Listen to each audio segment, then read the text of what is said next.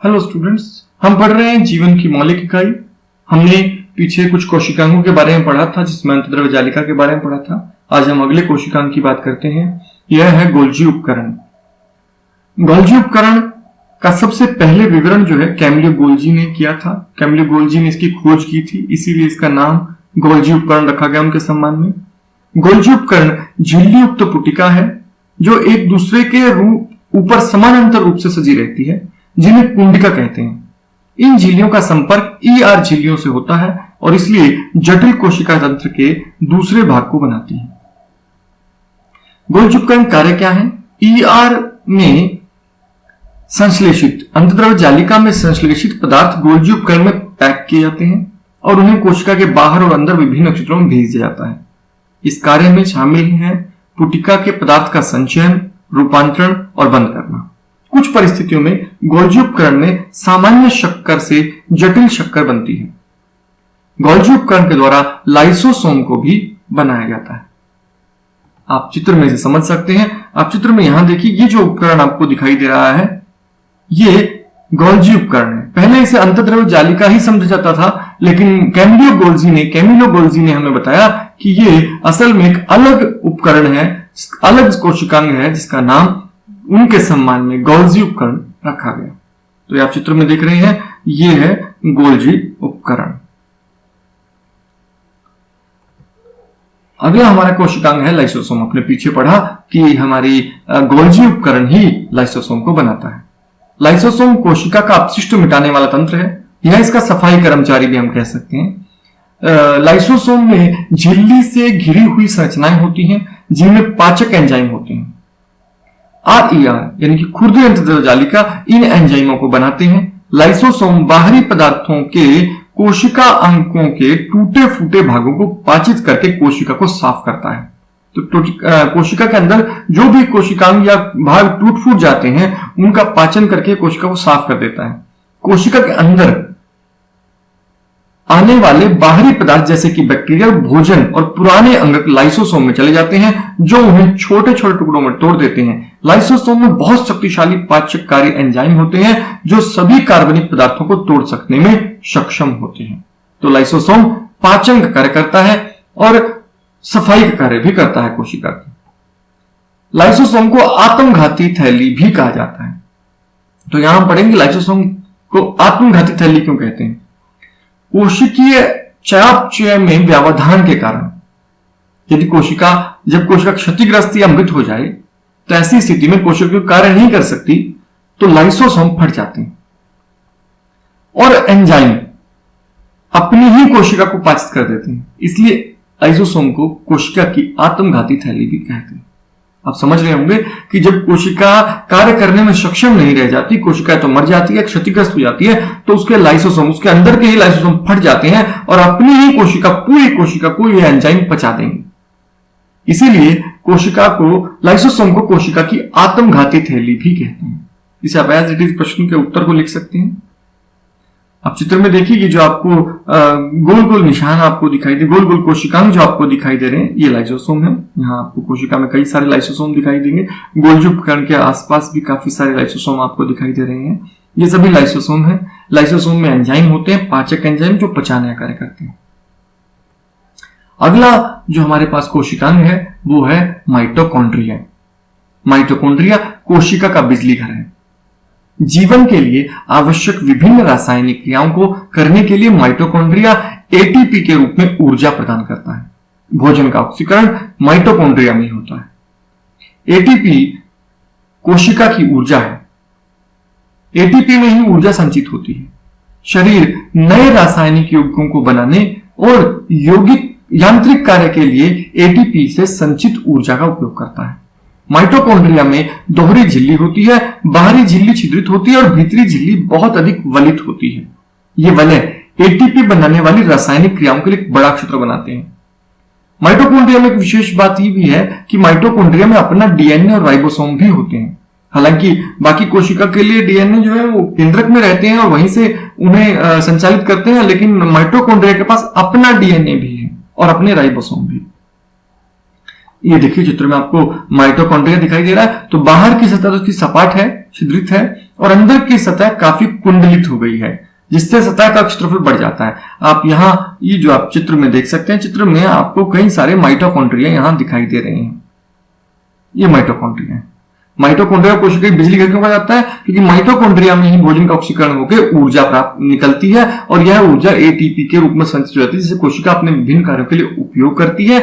इसीलिए माइटोकॉन्ड्रिया को एटीपी कोशिका का बिजली घर कहा जाता है। प्लास्टिड, अगला कोशिकांग प्लास्टिड। प्लास्टिड केवल पादप कोशिकाओं में स्थित होते हैं। प्लास्टिड की भीतरी रचना में बहुत सी झिल्ली वाली परतें होती हैं जो स्ट्रोमा में स्थित होती हैं। प्लास्टिड बाह्य रचना में माइटोकॉन्ड्रिया की तरह होते हैं। प्लास्टिड दो प्रकार के हो सकते हैं, एक क्रोमोप्लास्ट जो कि रंगीन होते हैं और ल्यूकोप्लास्ट जो सफेद या रंगहीन प्लास्टिड होते हैं। जिस प्लास्टिड में क्लोरोफिल वर्णक होता है, तो क्रोमोप्लास्ट में वो प्लास्टिड जिनमें क्लोरोफिल वर्णक होता है उन्हें क्लोरोप्लास्ट कहते हैं। तो वो क्रोमोप्लास्ट जिनमें क्लोरोफिल वर्णक होता है, हरे रंग के होते हैं, उसे क्लोरोप्लास्ट कहते हैं। पौधों में क्लोरोप्लास्ट प्रकाश संश्लेषण के लिए बहुत आवश्यक है। क्लोरोप्लास्ट में क्लोरोफिल के अतिरिक्त विभिन्न पीले और नारंगी रंग के वर्णक भी होते हैं। ल्यूकोप्लास्ट प्राथमिक रूप के अंगक हैं जिनमें स्टार्च, तेल और प्रोटीन जैसे पदार्थ संचित होते हैं। तो ल्यूकोप्लास्ट में स्टार्च, तेल और प्रोटीन जैसे पदार्थ संचित होते हैं। माइटोकॉन्ड्रिया की तरह ही प्लास्टिड में भी अपना डीएनए और अलग अपने राइबोसोम होते हैं। तो अगर आपके पास प्रश्न आता है कि केंद्रक के अलावा कौन से दो ऐसे अंगक हैं जिनके पास अपना डीएनए है और अपने राइबोसोम है, तब लिख सकते हैं माइटोकॉन्ड्रिया और प्लास्टिड के पास अपना डीएनए और राइबोसोम। यहां चित्र आप देखिए, चित्र में आपको प्लास्टिड दिखाई दे रहे हैं। ये पादप कोशिका में ही पाए जाते, जंतु कोशिका में तो होते नहीं प्लास्टिड। तो ये प्लास्टिड है आपको दिखाई दे रहे हैं। इसके अंदर जो है आप क्लोरोफिल को देख सकते हैं क्लोरोप्लास्ट में। ये हरित लवक है। तो ये क्रोमोप्लास्ट है, क्योंकि हरे रंग के होते तो क्रोमोप्लास्ट, और क्रोमोप्लास्ट में आपको क्लोरोफिल है, तो इसलिए इन्हें क्लोरोप्लास्ट कहा जाता है। रसधानियां। रसधानियां ठोस अथवा तरल पदार्थों की संग्राहक थैलियां होती हैं। जंतु कोशिका में रसधानियां छोटी होती हैं, जबकि पादप कोशिका में रसधानियां बहुत बड़ी होती हैं। कुछ पौधों की कोशिकाओं की केंद्रीय रसधानी की माप कोशिका के आयतन का 50% से 90% तक हो सकती है। यानी कि जंतु कोशिकाओं में तो रसधानियां बहुत छोटी होती हैं, जबकि पादप कोशिका में रसधानियां बहुत बड़ी बड़ी होती हैं। और क्या करती है? ठोस और तरल कार्यों की संग्राहक थैलियां हैं इकट्ठा करने के लिए। कार्य क्या है?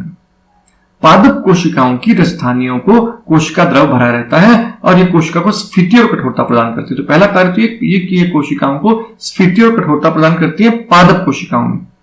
पौधे के लिए आवश्यक बहुत से पदार्थ रसधानी में स्थित होते हैं।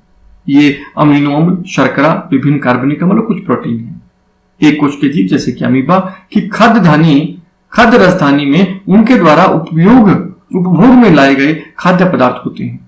तो पाचन भी हमने पढ़ा था खाद्य धानी में होता है। कुछ एक कोशिक जीवों में विशिष्ट रसधानियां अतिरिक्त जल और कुछ अपशिष्ट पदार्थों को शरीर से बाहर निकालने में महत्वपूर्ण भूमिका निभाती है। ये हम पिछले लेसन में अमीबा के बारे में भी ऐसा पढ़ चुके हैं। तो यहां हम देख सकते हैं रसधानियां, ये आप जितने देख रहे हैं ये सभी रसधानियां हैं। और यहां देखिए पादप कोशिका है क्योंकि तो रसधानी बहुत बड़ी बड़ी होती है। जंतु कोशिका में हालांकि रसधानियां बहुत छोटी होती है, कभी कभी नहीं भी होती है। तो जंतु कोशिका और पादप कोशिका में क्या अंतर है, एक बार इसे समझ सकते हैं। जंतु कोशिका प्राय छोटी होती है जबकि पादप कोशिका बड़ी होती है, लेकिन इसे हम बहुत विशेष महत्व नहीं देते हैं। इससे अगली बात करते हैं। कोशिका भित्ति अनुपस्थित रहती है। जंतु कोशिका में कोशिका भित्ति नहीं पाई जाती, जबकि पादप कोशिका में सेलुलोज से बनी कोशिका भित्ति उपस्थित होती है। जंतु कोशिका में हरित लवक पाए जाते हैं। जंतु कोशिका में हरित लवक नहीं पाए जाते, जबकि पादप कोशिका में हरित लवक या लवक पाए जाते हैं, प्लास्टिड पाए जाते हैं। रसधानी जंतु कोशिका में बहुत छोटी होती है या फिर नहीं होती, जबकि पादप कोशिका में रसधानियां बहुत बड़ी होती हैं। इनका आकार लगभग वृत्ताकार होता है पादप जंतु कोशिका का कार्य, जबकि ये आयताकार रहती है।